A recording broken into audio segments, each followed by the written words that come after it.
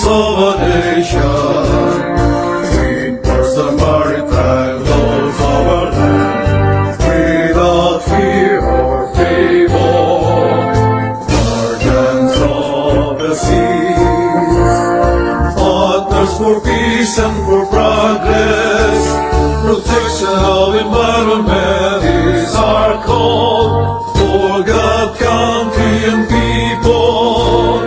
Seated over archipelagic lands, preparing coast and breasted coast. Against the odds of lawlessness, we shall overcome. We live the raving depths and rugged shores. We wade through calm and troubled waters.